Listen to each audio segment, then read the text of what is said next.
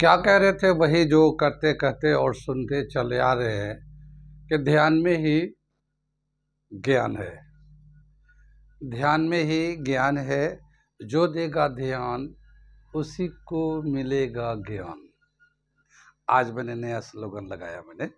आज मैंने बदल दिया। मेरे पास कई सारे स्लोगन्स हैं और चलते रहते हैं। कोई जो आ रहा वो चल रहा। तो ध्यान में ही ज्ञान है। क्या कह रहे थे वही जो करते कहते और सुनते चले आ रहे हैं कि ध्यान में ही ज्ञान है। जो देगा ध्यान उसी को मिलेगा ज्ञान।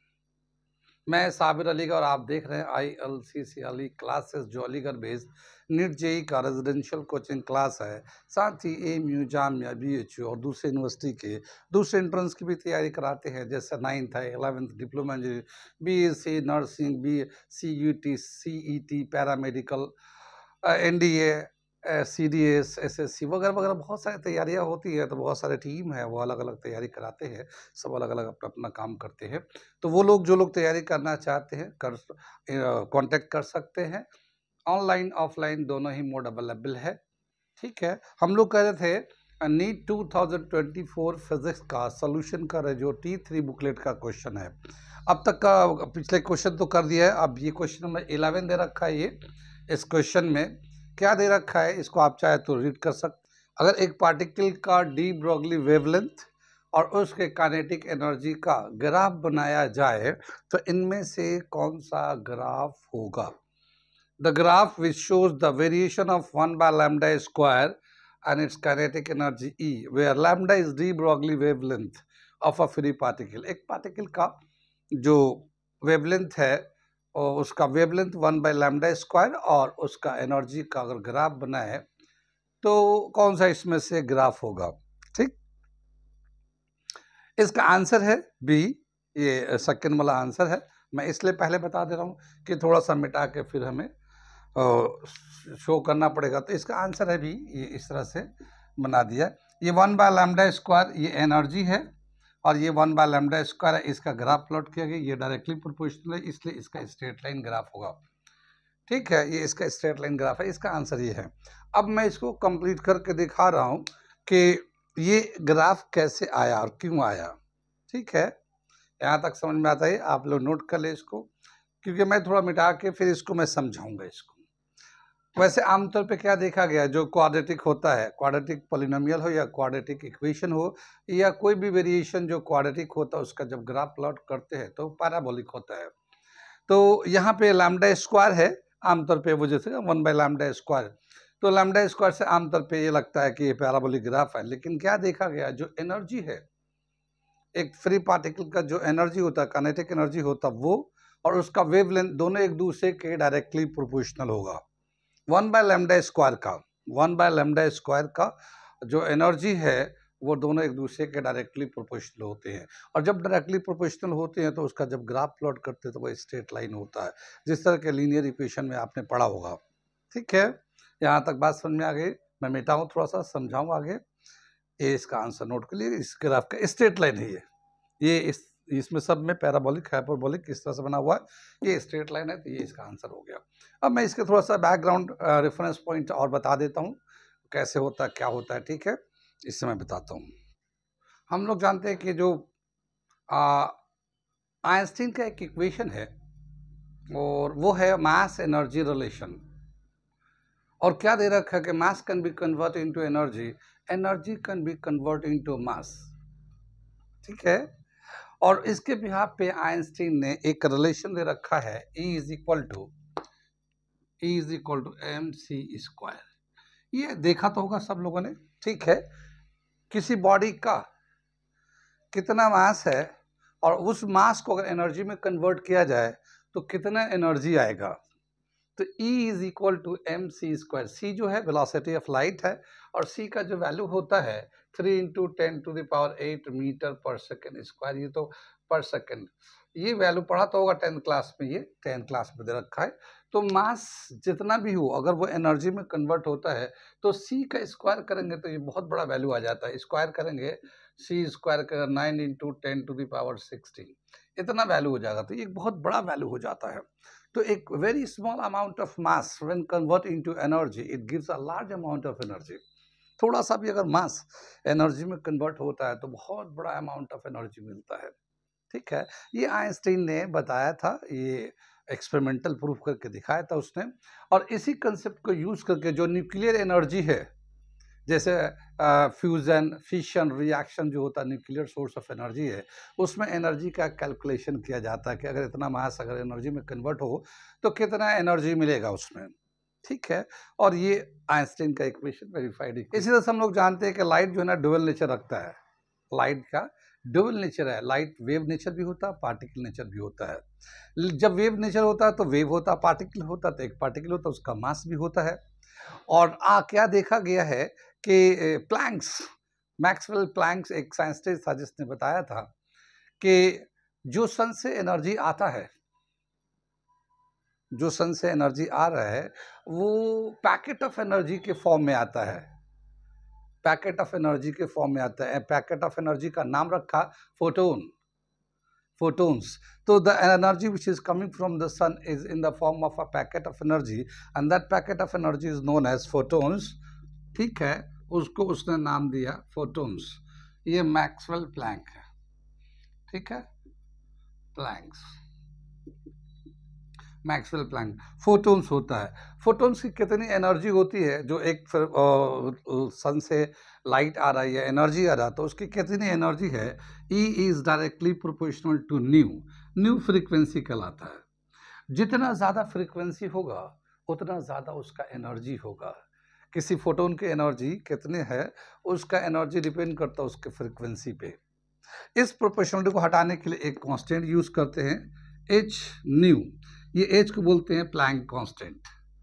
ठीक है ना, इसको क्या बोलते हैं, प्लैंक कांस्टेंट। ये वैल्यू एक्सपेरिमेंटल वैल्यू है ये, इसका जैसे दे रखा 6.63 10⁻34। ठीक है, जूल सेकेंड, जूल सेकेंड इस तरह से दे रखा है ये कितनी बात में। तो ये एनर्जी का रिलेशन दे रखा मैक्स प्लैंक ने दिया था क्या चीज़ में, कि जो भी लाइट आता है सन से तो उसको डबल नेचर, एक वेव नेचर होता है एक पार्टिकल नेचर होता है। वेव नेचर पे जो सबसे ज़्यादा डिस्कस किया है ऑप्टिक्स में हम लोगों ने बताया है हाइजिन ने। हाइजिन ने वेव नेचर को यूज़ करके बहुत सारे फिनोमेना ऑफ लाइट को एक्सप्लेन किया है। लेकिन पार्टिकल नेचर होता है, इसकी एनर्जी होती है, इसको यूज़ करके सबसे पहले पार्टिकल नेचर के बारे में मैक्सवेल प्लैंक ने बताया कि जो आता है लाइट उधर से सन से आ रहा है वो एनर्जी का एक पैकेट होता है, पैकेट का मतलब एक पार्टिकल होता है, और उसका जो एनर्जी है वो फ्रीक्वेंसी पे डायरेक्टली डिपेंड करता है। जितना ज़्यादा फ्रीक्वेंसी उतना ज़्यादा एनर्जी, और उसका इस तरह से एक रिलेशन दिया था उसने। कितनी बात समझ में आई। इस रिलेशन को यूज़ करते, जो एनर्जी का पैकेट को यूज़ करके, एक होता है फोटो इलेक्ट्रिक इफेक्ट, चैप्टर का नाम सुना तो होगा, फोटो इलेक्ट्रिक इफेक्ट, जिसको यूज़ करके हम लोग सोलर पैनल से इलेक्ट्रिसिटी, सोलर एनर्जी को इलेक्ट्रिकल एनर्जी में कन्वर्ट करते हैं। आजकल सोलर पैनल लग रहे हैं हर जगह, देखा होगा हर जगह सोलर पैनल घरों में भी लग रहे हैं, ऑफिसेज में भी लग रहे हैं। सन के एनर्जी को डायरेक्ट इलेक्ट्रिकल एनर्जी में कन्वर्ट करते हैं। तो वो क्या होता है, जो सनलाइट आते हैं उसके पास फोटोन होता है, उसकी एनर्जी होती है। वो जब सरफेस पे पड़ता है तो वो इलेक्ट्रॉन को एजेक्ट करता है, वो फिर इमिटेड इलेक्ट्रॉन करंट बनाता है, पोटेंशियल डिफरेंस लगा करंट बनाता है। वही करंट जो है वो हमें स्टोर करता है, इलेक्ट्रिसिटी बनता है। पूरा एक अलग प्रोसेस है वो फोटो इलेक्ट्रिक इफेक्ट में। वो अलग चैप्टर हमने बना रखा है, वो आप हमारे यूट्यूब चैनल पे बना हुआ है, वो आप वहाँ पे जाके पढ़ सकते हैं कैसे कैसे क्या क्या होता है। जिसमें आता है थ्रेशोल्ड एनर्जी, थ्रेशोल्ड फ्रीक्वेंसी, नाम सुना होगा। एनीवे कितनी बात सुन में। तो ये तो पार्टिकल नेचर के लिए कहा कि एनर्जी कितना होता है किसी भी फोटोन में, और ये दे रखा है अगर मास को एनर्जी में कन्वर्ट किया जाए तो कितना एनर्जी देगा, mc²। ये भी एनर्जी है, फोटोन की एनर्जी, और ये भी एनर्जी है मगर मास के टर्म में है।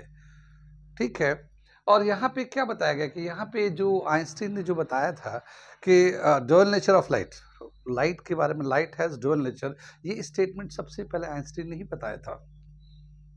सबसे पहले 1905 में आइंस्टीन ने ही बताया था कि लाइट हैज़ ड्यूअल नेचर, और उसको एक्सप्लेन भी किया, और उसी के बिहाफ पे उसको नोबेल प्राइज भी मिला था आइंस्टीन को, इसी कंसेप्ट पे। कितनी बात सुन में। तो लाइट हैज दो नेचर, वेव एंड पार्टिकल दोनों नेचर होते हैं। तो जब पार्टिकल होता है उसका मास होता है, कोई पार्टिकल है तो उसका मास होगा। तो फोटोन का जो मास था उस वक्त जब कैलकुलेट किया गया फोटोन का मास, तो क्या देखा गया कि mass of photon is nearly equal to mass of electron. Mass of photon का जो मास है approximately equal to mass of electron. Electron का मास ऑफ इलेक्ट्रॉन पता है, ये 9.1 10⁻³ kg ये मास ऑफ इलेक्ट्रॉन होता है ये। तो क्या बताया कि जब फोटोन का मास कैलकुलेट किया गया तो देखा गया कि ये जो मास है इलेक्ट्रॉन के मास के बराबर होता है। कहते बात अब क्या आया कि अगर डी ब्रॉगली, ये डी ब्रॉगली एक आते हैं साइंटिस्ट, इनका 1924 में इन्होंने एक कंसेप्ट दिया डी ब्रॉगली।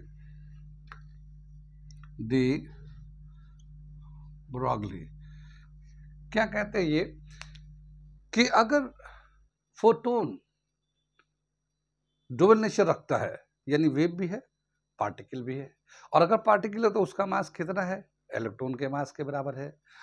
तो फोटोन का दोनों बिहेवियर है, वेव बिहेवियर भी होता है, पार्टिकल बिहेवियर होता है। तो एक इलेक्ट्रॉन जिसका मास प्रोटॉन के बराबर है वो वेव नेचर क्यों नहीं रख सकता, उसका भी वेव नेचर होना चाहिए, क्योंकि यूनिवर्स में सिमेट्री है।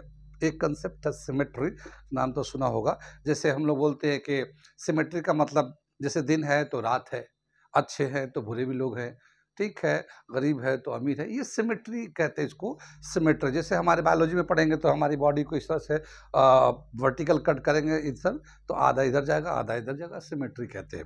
तो क्या बताया कि डी ब्रॉगली ने कि जो सिमेट्री है यूनिवर्स में सिमेट्री है, और अगर फोटोन वेव नेचर भी होता है पार्टिकल नेचर भी होता है, तो पहले तो लाइट को वेव नेचर ही कंसीडर करते थे, बाद में पार्टिकल नेचर बताया गया उसको। जब ये फोटो इलेक्ट्रिक इफेक्ट का कंसेप्ट यूज हुआ है तो बाद में पार्टिकल नेचर भी बताया कि लाइट जो है ना पार्टिकल नेचर रखता है। तो अगर फोटोन वेव भी है पार्टिकल भी है, तो एक इलेक्ट्रॉन मास यानी पार्टिकल नेचर है तो उसका वेव क्यों नहीं हो सकता, उसका वेव हो सकता है या होना चाहिए। और उसी के बिहाफ पे डी ब्रॉगली ने प्रूफ करके दिखाया कि अगर इलेक्ट्रॉन अगर वेव नेचर का बिहेव करता है तो उसका वेवलेंथ का क्या रिलेशन होना चाहिए। तो डी ब्रॉगली ने एक वेव यानी कि पार्टिकल का वेव और उसका वेवलेंथ से रिलेशन दिया 1924 में, और कैसे रिलेशन ड्राइव किया वो मैं दिखाने जा रहा हूँ। ठीक है, क्या दिया इसने कि जैसे ये एनर्जी है, ये मास जब एनर्जी में कन्वर्ट होता है तो इतना एनर्जी देता है, और फोटोन के पास जो एनर्जी होता है E = h न्यू के बराबर होता है। ये दोनों एनर्जी है तो दोनों को इक्वेट करते हैं तो क्या होगा, h nu is equal to mc²। इसको दोनों को एनर्जी को इक्वेट किया। ये भी हमारा मान लो एक फोटोन है, उसका एनर्जी अगर मास जितना है, अगर पूरे मास को एनर्जी में, जैसे एक फोटोन है उसका मास है तो मास को एनर्जी में कन्वर्ट करें तो कितना एनर्जी मिल जाएगा, और यहाँ उसकी फ्रीक्वेंसी है फोटोन की अपनी फ्रीक्वेंसी, फोटोन जो आ रहा है लाइट से, तो उस फ्रीक्वेंसी के हिसाब से कितने एनर्जी होगा, वो एनर्जी ये हो गया।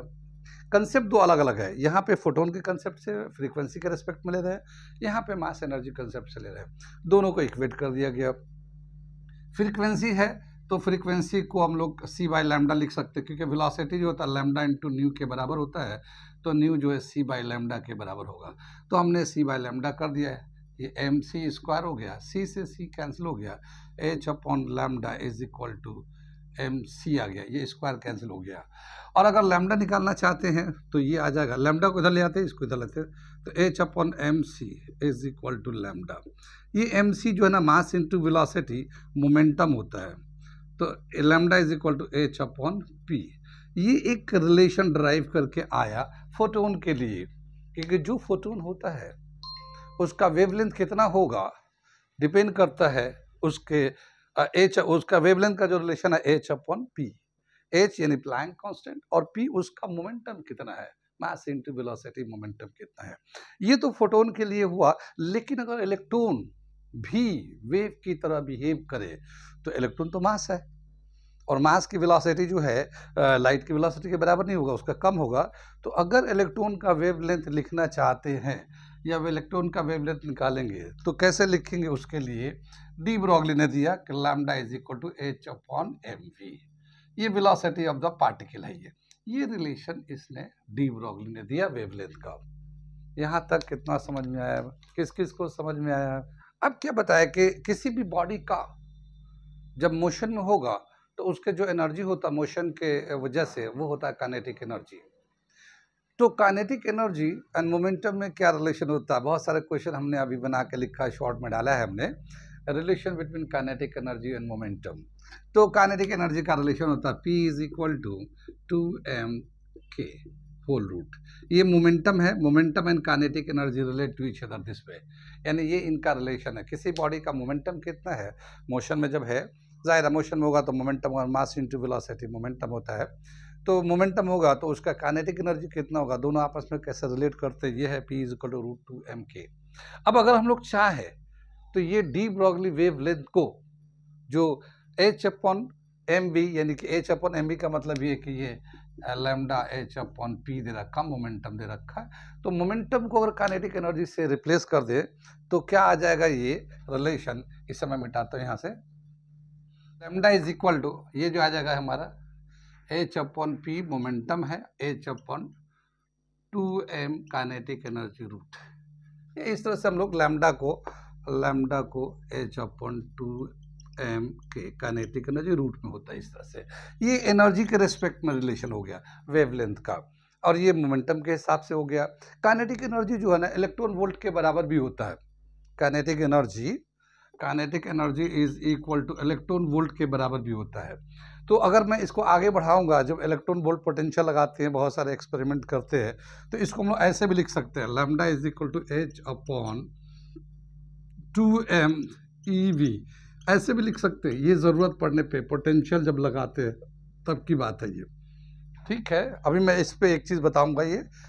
तो ये हमारा हो गया, ये रिलेशन आ गया हमारा लैम्डा एंड एनर्जी के बीच में, lambda wavelength and kinetic energy के बीच में जो पार्टिकल है, जो कोई भी पार्टिकल है उसका वेवलेंथ कितना होगा, उसका काइनेटिक एनर्जी कितना होगा, उसका ये रिलेशन आ गया। कहाँ तक समझ में आया?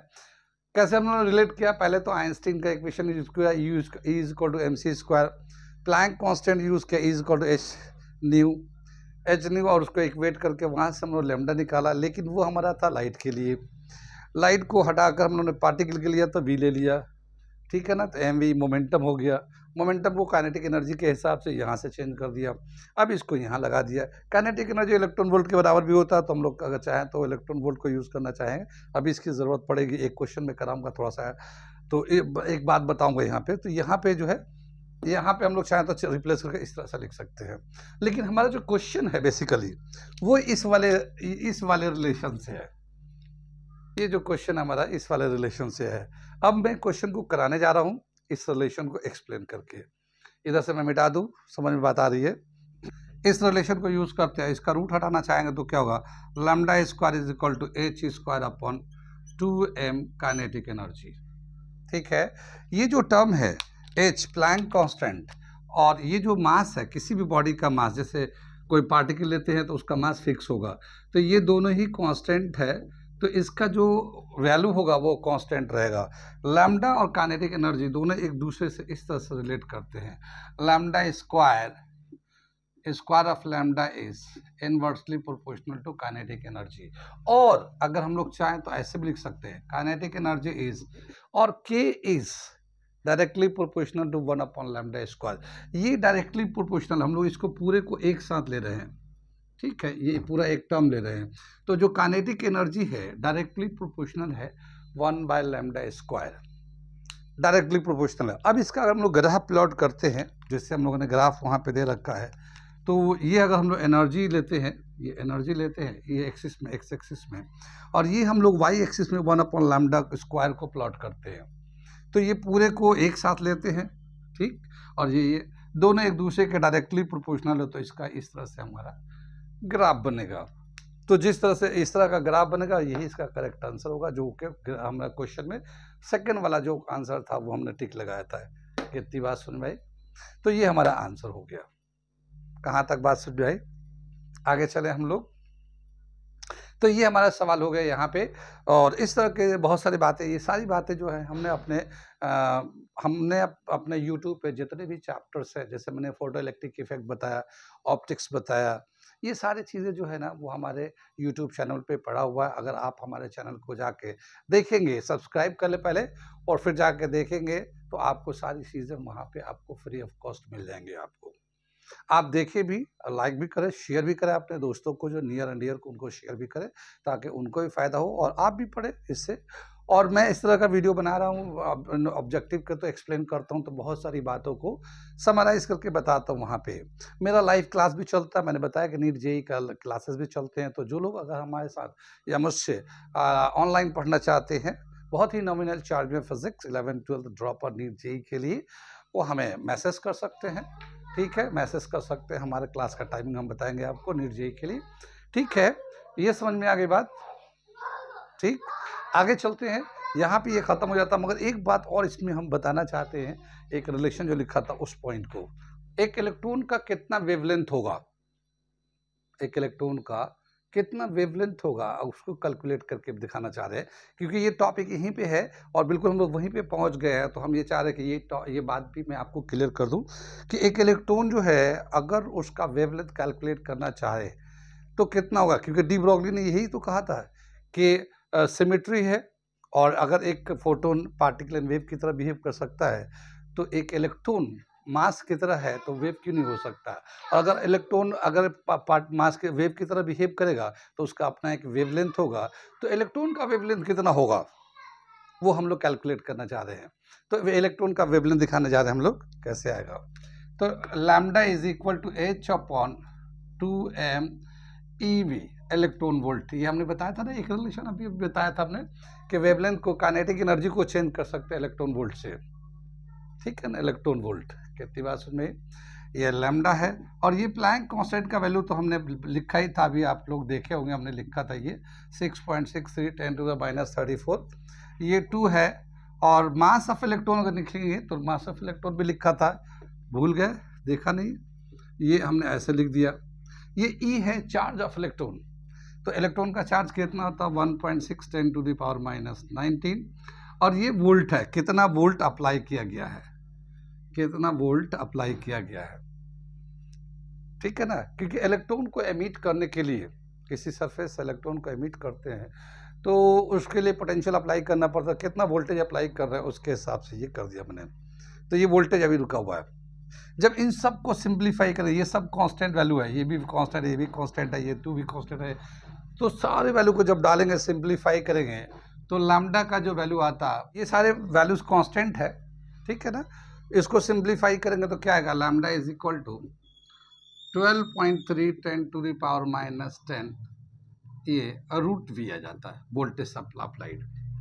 10⁻−10 को एंगस्ट्रॉन लिख सकते हैं हम लोग, तो lambda is equal to 12.3 angstrom upon square root of V voltage. अगर मान लो 100 वोल्ट अब सब अप्लाई कर रहे हैं, तो अगर 100 वोल्ट अप्लाई करते हैं तो ये इतना एंगस्ट्रॉन है, ये 100 का रूट लेंगे तो ये 10 आ जाएगा, इसको डिवाइड करता lambda is equal to 1.23 angstrom. यानी ये जो है वेवलेंथ होगा। एक इलेक्ट्रॉन जिसको 100 वोल्ट एक्सटर्नल बैटरी से वोल्टेज सप्लाई कर रहे हैं, तो जब वो इलेक्ट्रॉन मूव करेगा तो उसका वेवलेंथ कितना होगा, वो है 1.23 एंगस्ट्रॉन वेवलेंथ, जो डी ब्रॉगली ने कहा था कि electron dual character also and if it has dual nature it should have wavelength. Wavelength के बारे में एक्सपेरिमेंटल जो वेरिफिकेशन दिया है, इलेक्ट्रॉन का वेव नेचर होता है, ये तो डी ब्रॉगली ने बताया था, लेकिन एक्सपेरिमेंटल वेरीफाई नहीं किया था। बाद में 1927 में, ये जैसे 24 का था डी ब्रॉगली का, 1927 में डेविसन एंड जर्मन, दो साइंटिस्ट हैं यहाँ पे, नाम दे रखा डेविसन एंड जर्मन, ये दोनों साइंटिस्ट 1927 में एक एक्सपेरिमेंट किया और उस एक्सपेरिमेंट में डिफ्रैक्शन फिनोमेना से बताया कि डिफ्रैक्शन जो होता है वो इलेक्ट्रॉन के हेल्प से कराया गया। ठीक है, डिफ्रैक्शन जो फिनोमेना होता है वो इलेक्ट्रॉन से कराया गया और डिफ्रैक्शन वेव नेचर के बेस पे ही होता है। लाइट का जैसे हमने interference of light, diffraction of light, polarisation of light होता है, तो वो वेव नेचर होता है, तभी जाके वो डिफ्रैक्शन होता है। उसने इलेक्ट्रॉन से, इलेक्ट्रॉन को यूज़ करके एक एक्सपेरिमेंट, पूरा उसका एक्सपेरिमेंट है, उसको डिफ्रैक्शन प्रोसेस को दिखाया इलेक्ट्रॉन के हेल्प से। यानी जब डिफ्रैक्शन, इलेक्ट्रॉन अगर डिफ्रैक्शन करता है इसका मतलब वो वेव की तरह बिहेव करता है। तो ये जेविसन एंड जर्मन ने, जो डी ब्रॉगली ने एक आइडिया दिया था सिमेट्रिकल के बेस पे, उसको वेरीफाई कर दिया।